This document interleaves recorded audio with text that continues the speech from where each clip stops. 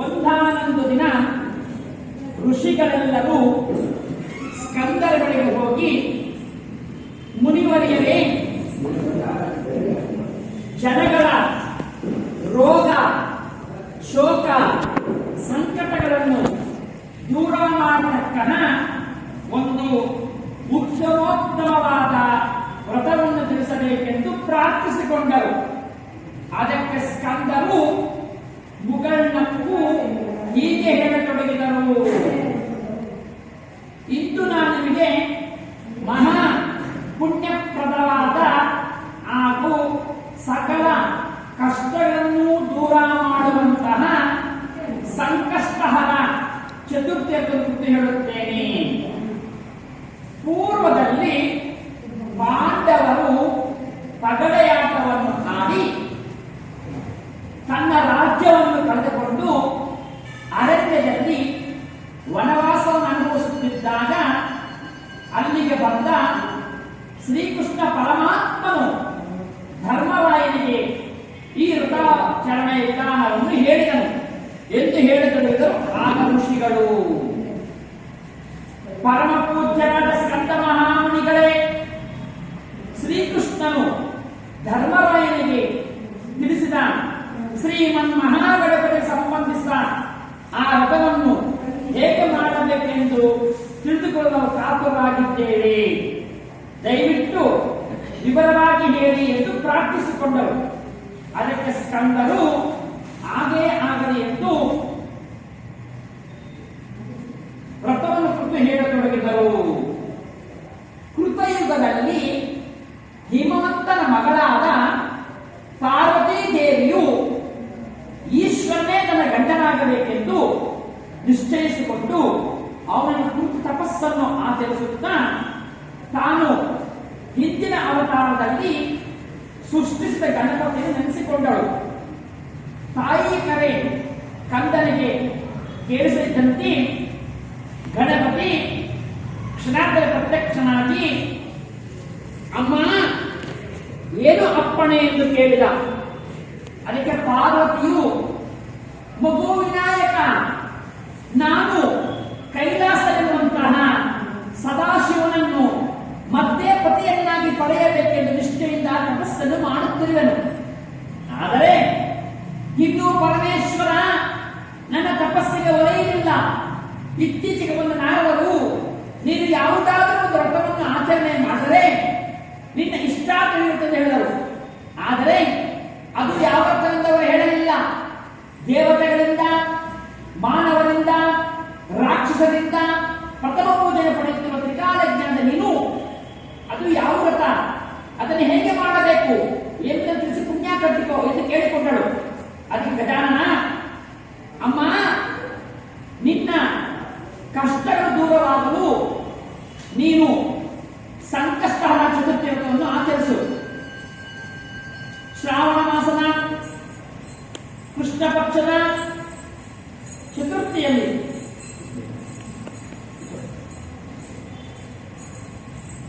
ಶ್ರಾವಣ ಮಾಸದ ಕೃಷ್ಣ ಪಕ್ಷದ ಚತುರ್ಥಿಯಲ್ಲಿ ಈ ವ್ರತವನ್ನು ಆಚರಿಸಬೇಕು. ಈ ವ್ರತವನ್ನು ಮಾಡುವುದರಿಂದ ವ್ರತೋಪಾಸಕರು ಯಶಸ್ಸು, ಸಂಪತ್ತು ಅಭಿವೃದ್ಧಿ ಹೊಂದುತ್ತಾರೆ.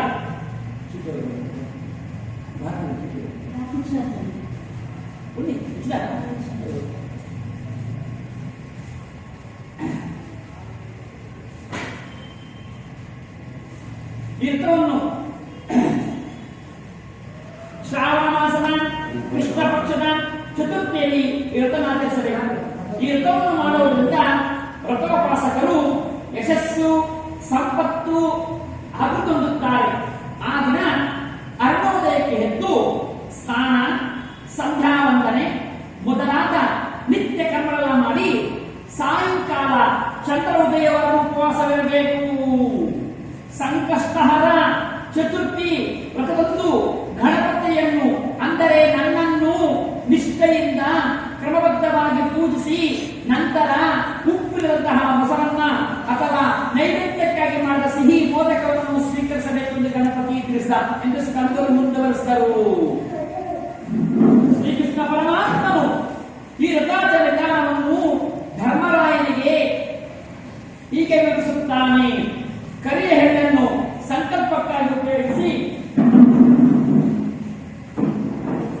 ನಿತ್ಯಾನುಕೂಲಿಸಿದ ಬಳಿಕ ಪೂಜಾ ಸಿದ್ಧತೆಯನ್ನು ಯಥಾಶಕ್ತಿ ಮಾಡಿಕೊಳ್ಳಬೇಕು. ಗಣಪತಿ ಮೂರ್ತಿಯನ್ನು ಬಂಗಾರದಿಂದಾಗಲಿ, ಬೆಳ್ಳಿಯಿಂದಾಗಲಿ, ತಾಮ್ರದಿಂದಾಗಲಿ ಅಥವಾ ಮೃತ್ತಿಗೆಯಿಂದಲೇ ಸಿದ್ಧ ಮಾಡಿಕೊಳ್ಳಬೇಕು. ಬಳಿಕ ಆ ಮೂರ್ತಿಯನ್ನು ನೀರು ತುಂಬಿದ ಕಳಶದ ಮೇಲೆ ವಸ್ತ್ರವನ್ನು ಅಲಂಕರಿಸಿ ಸ್ಥಾಪಿಸಬೇಕು. ಕಳಶವನ್ನು ಅಷ್ಟದಳ, ಪದ್ಮ, ಸ್ವಸ್ತಿ ಚಿಹ್ನೆಗಳಿಂದ ಅಲಂಕೃತವಾದ ಸ್ಥಳವಿಟ್ಟು ಗಂಧ, ಪುಷ್ಪ, ಅಕ್ಷತೆಗಳಿಂದ ಪೂಜಿಸಬೇಕು. ಈ ಪ್ರಕಾರ ಪ್ರತಿ ತಿಂಗಳು ಈ ವ್ರತವನ್ನು ಸಾಂಗವಾಗಿ ಆಚರಣೆ ಮಾಡಿದರೆ ಉನ್ನತವಾದ ಫಲಗಳು ಸಿದ್ಧಿಸುತ್ತವೆ. ಸಂಕಷ್ಟಹರ ಚತುರ್ಥಿ ವ್ರತವನ್ನು ಆಜೀವವಾಗಿ ಆಚರಿಸಬೇಕು. ಸಾಧ್ಯವಿದ್ದರೆ 21 ವರ್ಷ ಅಥವಾ ಕನಿಷ್ಠ 1 ವರ್ಷವಾಗಲಿ ಮಾಡತಕ್ಕದ್ದು. ಸಂಕಲ್ಪಿತ ಕಾಲದವರೆಗೆ ಈ ವ್ರತವನ್ನು ಆಚರಿಸಿ ಉದ್ಯಾಪನೆಗೆ ವ್ರತವನ್ನು ಪರಿಸಮಾಪ್ತಿಗೊಳಿಸಬೇಕು. ತಮ್ಮ ಮನಸ್ಸಿನಲ್ಲಿ ಸಂಕಲ್ಪ ಮಾಡಿಕೊಂಡ ಅವಧಿಯವರೆಗೆ ಈ ವ್ರತವನ್ನು ಆಚರಿಸಿದ ಬಳಿಕ ಉದ್ಯಾಪನೆ ಹೀಗೆ ಮಾಡಬೇಕು. 21 ಜನ ವೇದಾಂತ ವೇದರು ಸಮಾಚಾರಿಸಿದ ಆದ ವಿಪ್ರನ ಅಪ್ಪನಿಸಿ ಯಥಾಶಕ್ತಿ ದಾನ ಕೊಟ್ಟು ಸತ್ಕರಿಸಬೇಕು. ಗಣಪತಿಯ ಪೂಜೆಯ ನಂತರ ವಿಧಿಪೂರ್ವಕವಾಗಿ ಅಗ್ನಿ ಹೋಮ ಮಾಡಬೇಕು. ಹೋಮ ದ್ರವ್ಯಗಳೆಂದರೆ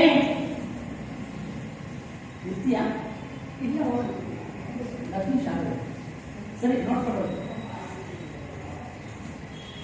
ಹೋಮ ದ್ರವ್ಯಗಳೆಂದರೆ ತುಪ್ಪ, ತೆಂಗಿನಕಾಯಿ ಹಾಗೂ ಮೋದಕಗಳೇ ಆಗಿವೆ.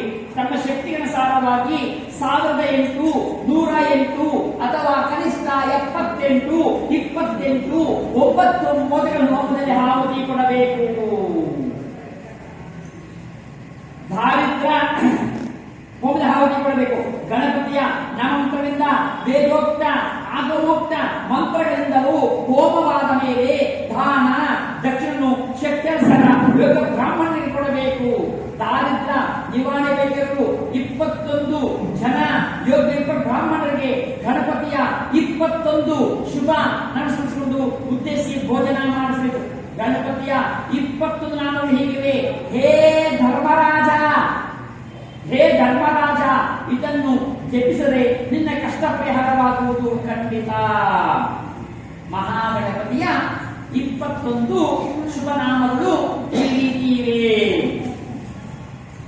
ಗಜಸ್ಯ, ವಿಘ್ನರಾಜ, ಲಂಬೋದರ, ಶುಭಾತ್ಮಜ, ವಕ್ರತುಂಡ, ಶೂರ್ಪಕರ್ಣ, ಕೂಬ್ಜ, ವಿನಾಯಕ, ವಿಘ್ನನಾಶ, ವಿಘಾತ, ವಾಮನ, ಸರ್ವದೈವತ್ಯ, ಸರ್ವಾತ್ಮಿಕನಾಶ, ಭಗವಾನ್, ವಿಘ್ನಹರ್ತ, ಧ್ರುಮಕ, ಸರ್ವದೇವಾದಿದೇವ, ಏಕದಂತ, ಬಾಲಚಂದ್ರ, ಗಣೇಶ್ವರ, ಶ್ರೀ ಮಹಾಗಣಪತಿ. ಈ 21 ನಾಮ ಸ್ಮರಿಸಿಕೊಂಡು ಎಲ್ಲಾ ಕಾರ್ಯಗಳನ್ನು ಮಾಡಬೇಕು. ಗಣಪತಿಯು ಹೀಗೆ ತನ್ನ ಪೂಜೆಯನ್ನು ವಿದ್ಯುಕ್ತವಾಗಿ ಮಾಡಲು ಶೀಘ್ರ ಫಲ ಸಂದೇಹವಿಲ್ಲ. ಶ್ರೀಕೃಷ್ಣ ಹೇಳುತ್ತಾನೆ, ಧರ್ಮನಂದನ, ಹಿಂದೆ ಪಾರ್ವತೀ ದೇವಿಯು ಈ ವ್ರತವನ್ನು 18 ಮಾಸಗಳು ಎಡಬಿಡ ಮಾಡಿದ್ದರಿಂದ ಆಕೆಯ ಮನಸ್ಸಿನ ಬೈಕೆ ಈಡೇರಿತು. ಸಾಕ್ಷಾತ್ ಪರಮಶಿವನನ್ನೇ ಪತಿಯನ್ನಾಗಿ ಪಡೆದಳು. ನೀನು ಈ ವ್ರತ ಮಹಾತ್ಮೆಯನ್ನು ತಿಳಿದು ನಿನ್ನ ಕಷ್ಟಗಳು ಬಗೆಹರಿಸಿತು. ಈ ವ್ರತ ಮಹಾತ್ಮೆಯನ್ನು ಶಿವಪುತ್ರನಾದ ಸ್ಕಂದ ದೇವರು ಋಷಿಗಳಿಗೆ ಬೋಧಿಸರು. ಋಷಿಗಳಿಂದ ಭೂಲೋಕದಲ್ಲಿ ಈ ಪ್ರಚಾರವಾಯಿತು. ಸೂತ ಪ್ರಾಣಿಗಳು ಇತರ ಮಹರ್ಷಿಗಳಿಗೆ ಈ ಕಥೆಯನ್ನು ಹೇಳಿದರು. ಈ ವ್ರತವನ್ನು ಭಕ್ತಿಯಿಂದ ಮಾಡಲು ಸಂಕಷ್ಟ ಹರಣವಾಯಿತು.